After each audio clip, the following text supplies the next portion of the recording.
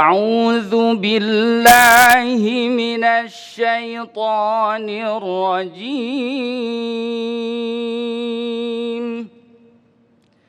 بسم الله الرحمن الرحيم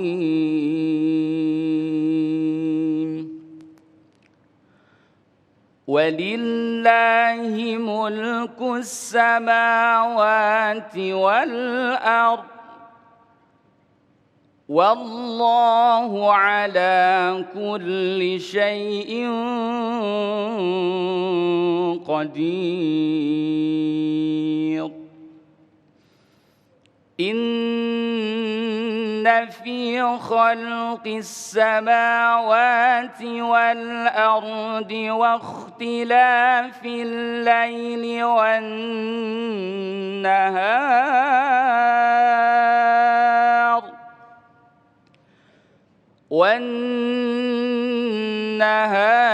لآيات لأولي الألباب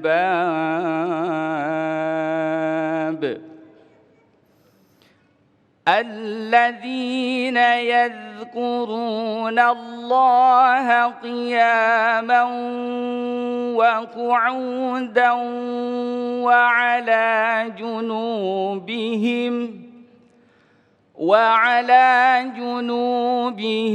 ويتفكرون في خلق السماوات والأرض ربنا ما خلقت هذا باطلا سبحانك فقنا عذاب النار صدق الله العظيم. Assalamualaikum warahmatullahi wabarakatuh. Assalamualaikum warahmatullahi wabarakatuh. Alhamdulillahirabbil alamin. Allahumma shalli ala sayyidina Muhammad wa ala ali sayyidina Muhammad. Apa kabar semuanya, Bapak dan Ibu?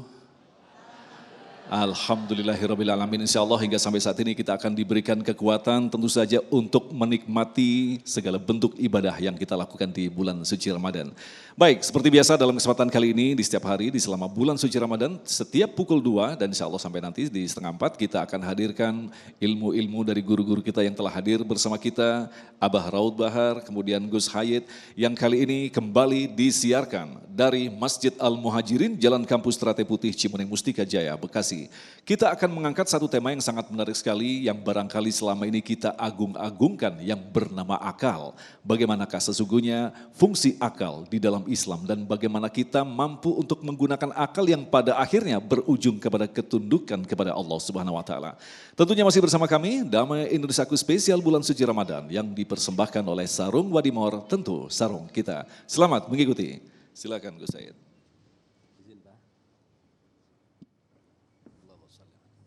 Bismillahirrahmanirrahim. Assalamualaikum warahmatullahi wabarakatuh.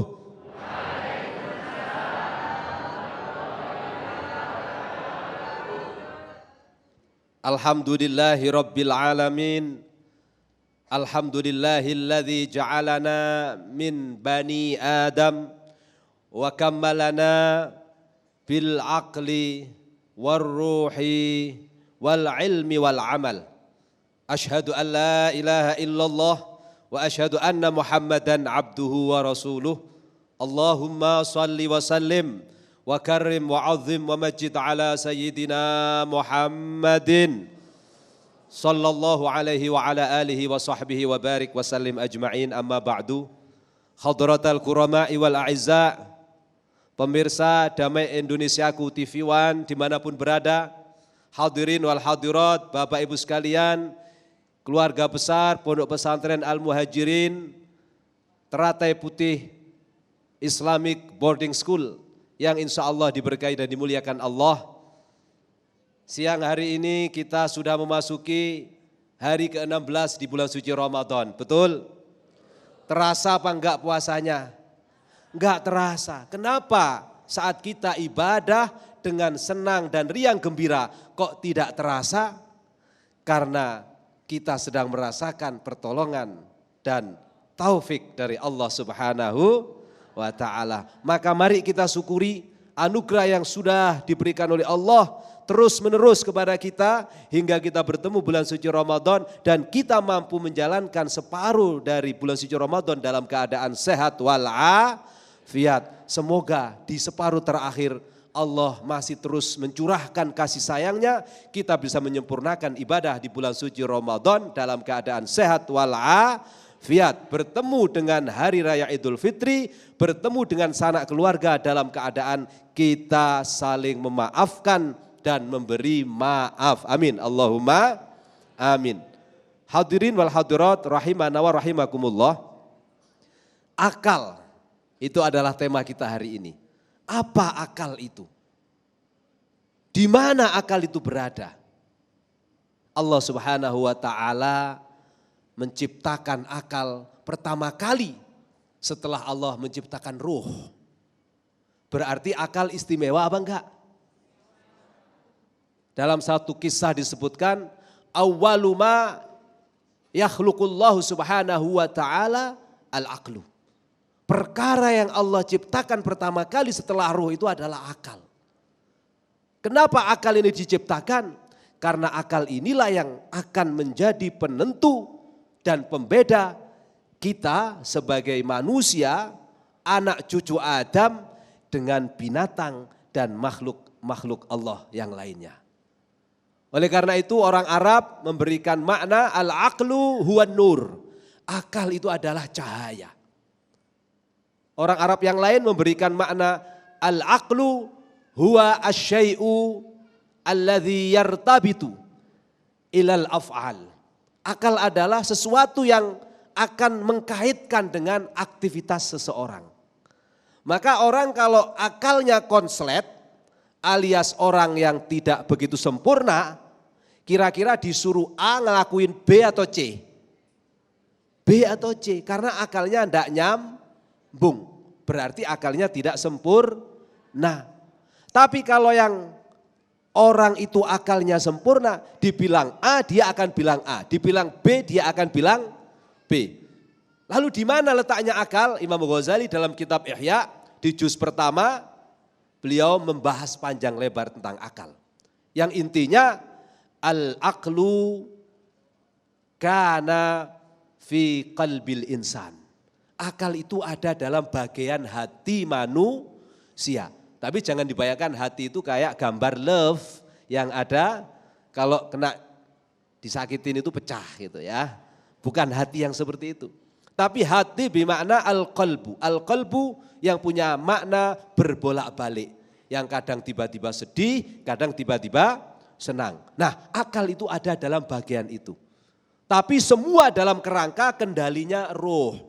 Karena semua kendali kita hari ini bisa hidup, bisa bergerak, bisa beraktivitas, semuanya yang mengendalikan adalah roh. Nah, bagian dari mengkoordinasikan seluruh aktivitas tangan, kaki, mulut kita, mata kita menjadi satu kegiatan, satu aktivitas yang terukur, itulah namanya akal. Begitu istimewanya akal, Allah sangat menghormati akal ini dalam ajaran Islam. Sampai ada satu makalah, ini bukan hadis ya, makalah mengatakan la dina liman laisa lahul aql. Atau la dina liman la aqla lahu. Tidak ada orang itu beragama dengan baik kalau dia tidak menggunakan akalnya. Jadi tidak boleh antara akal dan agama ini dipertentangkan. Memang dasar dari segala dasar kita dalam beragama itu adalah wahyu. Dasar dari segala dasar kita menjalankan perintah Allah, beribadah itu adalah wahyu. Tetapi wahyu itu tidak ada yang bertentangan dengan akal. Makanya makna dari akal itu adalah an-nur, makna dari Al-Quran selain Al-Furqan, Alkitab itu juga an-nur. Jadi kalau Al-Quran sebagai wahyu yang makna lainnya adalah nur dan akal punya makna juga nur, kalau berjalan beriringan, ini akan menjadi dahsyat. Orang yang memegang teguh Al-Quran, lalu akalnya digunakan, dioptimalkan, dimanfaatkan sedemikian rupa, hasilnya adalah keistimewaan. Kenapa kita mendapatkan ulama-ulama besar, ulama-ulama hebat, a'immatul mujtahidin, seperti misalnya Imam Abu Hanifah, Imam Malik, Imam Syafi'i, Imam Ahmad ibnu Hanbal. Karena beliau mendaya gunakan akalnya yang Allah berikan untuk membaca Al-Quran. Nah kalau hari ini kita diminta ada kelompok-kelompok tertentu, udah pokoknya kalau Islam itu gak usah pakai akal. Itu salah. Justru dengan adanya akal ini yang digunakan dengan baik, dengan cara yang baik, melalui sanad pembelajaran yang baik membaca Al-Quran, lahirlah namanya tafsir. Kalau kita mengkaji hadis dari Rasulullah, kita gunakan akal kita peras, jiddin wajtihadin, lahirnya sarah.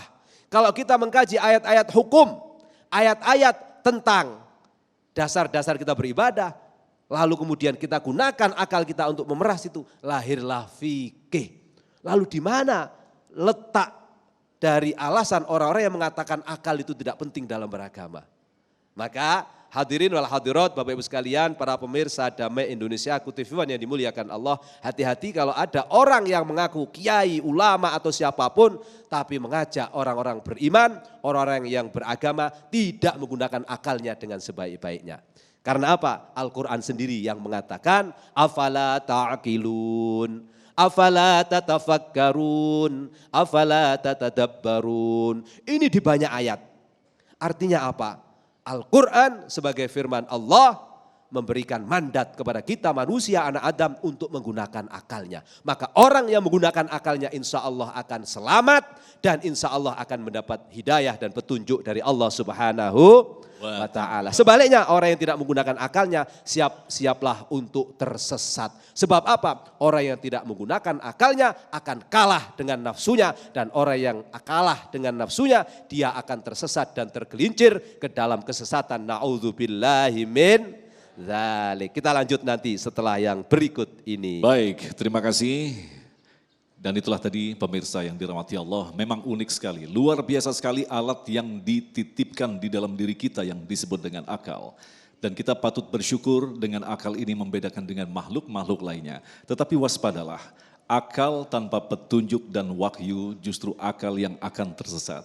Lantas bagaimanakah kita memposisikan akal di dalam kehidupan beragama? Insya Allah Abah Raud akan menjelaskan selepas pesan-pesan berikut ini. Tetaplah bersama kami Damai Indonesiaku yang dipersembahkan oleh Sarung Wadimor, tentu sarung kita.